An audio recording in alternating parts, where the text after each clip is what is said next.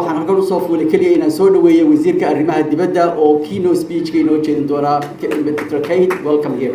عليكم ورحمة الله وبركاته. هذا قرح بدنا مانتا it's so beautiful. وحن آدي أدوم هذا مقيان دمان Somalilanders هالكن سكيمت رجيل دمان تغيير يوايل آدي أد بينه فرق جلسة مركنا نارجنو dadka iyagoo mid ah oo meel kaliya wada jooga oo isku afa oo isku qalbi ah oo isku dareen ah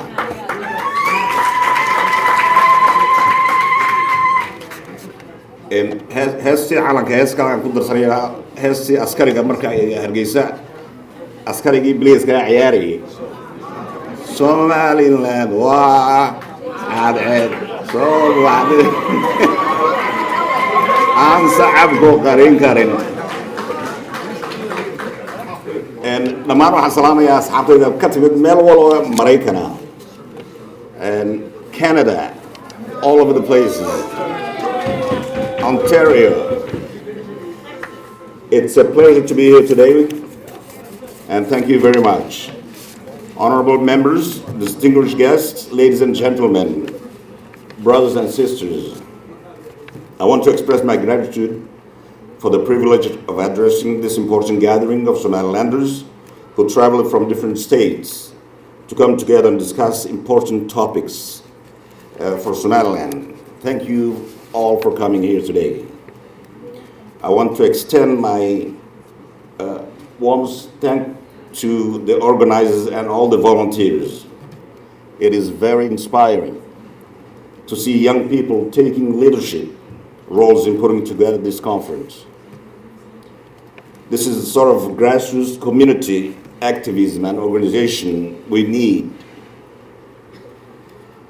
Somaliland has been a grassroots, bottom-up state-building process by itself. Their commitment shows that Somaliland has a bright future. Let's give them a round of applause to the SLPA.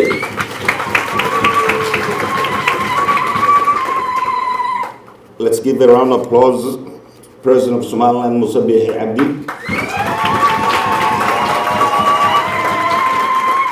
who led this delegation. Let's give a round of applause to the military and armed force in our borders for securing our security. Let's stand up for them. And Sutagna Askartin and Manuel by no Surtagalisa, and Musahano Harinki, Adobe Nagalisa. Si ay dalkeenu iyo qarannimadeenu mid jirta u ahaato aad baad u mahadsantihiin. My fellow Somalilanders, honorable guests, as we conclude our historical visit to the capital of the United States, I want to share with you some high-level updates from our meeting so far. These talks have been in the making for years, and thanks for the Ambassador Bashir God and other Somalilanders who helped him along. I want to thank all the people who worked behind the scene and made this possible. As we met with officials from the US government, both from the executive and legislative branch, Somaliland repetition precedes. The commitment from good governance and democracy had iyo jeer aynaan rabin inaynu dib uga dhacno. Halka aynu maanta joogo ma aha inaynu dib uga dhacno. Waa inaynu hore u soconaa. Yaynaan isku qaldan siyaasadda dibadda iyo siyaasadda gudaha. Geelayga siyaasadda dibadda haygaga qaldina geelina siyaasadda gudaha. geelana aynu kala jirano markaynu dibadda joogno waxaanu nahay ummad kaliya oo isku cod ah oo isku qalbi oo wax kaliya wada doonaysa cadowgu dooni doona inuu kala qaybiyo uu yiraahdo dhexda darafyada maxaan ku raacdaa all this waxa jirta kelmad Faransiisa oo comprendre dhowr marka Faransiiska dhowr macno ay leedahay marka la helo la Somaliland comprend l'Est et l'Ouest waxay yeelanaysaa laba macnaha ugu horeysa waxa weeye Somaliland waxa ka mid ah bari galbeed iyo dhexda macnaha kale leedahay comprend waa understand midna waa inclusiveness midna waa understand la Somaliland comprend marka la yiraahdo saddex qaybood ee dalku yahay gudaha iyo hareeraha waxay Somaliland way fahansantay qadiyadaha dhexda iyo baalashada waxa taas ka dhigantay waxaan nahay ummad kaliya oo isku mid ah there is always room for improvement hadii jeer way wanaagsantahay inuu sii kor u sii qaadno sii kordhino aanu sii wadno dadaalka aynu dalkeena ugu jirno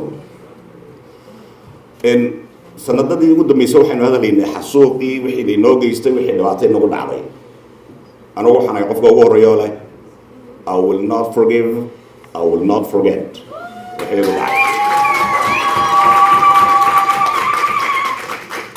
Laakiin dagaalkan imaka aynu galayna waa mid kale kaynu galayna waxa weeye adduunyada saynu uga iibin lahayn Somaliland hadday noqoto diblomaasiyad hadday noqoto dhaqaale hadday noqoto social cultural dhinac walba inaynu Somaliland tusna adduunyada inaan ahayn dad baahan oo hand out ku nool inaynu nahay dad 30 sano isku filaaday oo dhulkii oo la baabiyay maanta dib u dhistay inaynu nahay dal kari kara inay khayraadkiisa ka faa'iideystaan oo ka iibiyaan adduunyada khayraadkiisa dad u baahan inay tacliinta iyo caafimaadka iyo abaaraha soo noqonaya inay la dagaalamaan adduunyada waxaan la saaxiib noqonaa wax qof albaabkeenu qof walba uu furay anybody as long as qof walba og yahay inaynu nahay dal gaar ah xaq u leh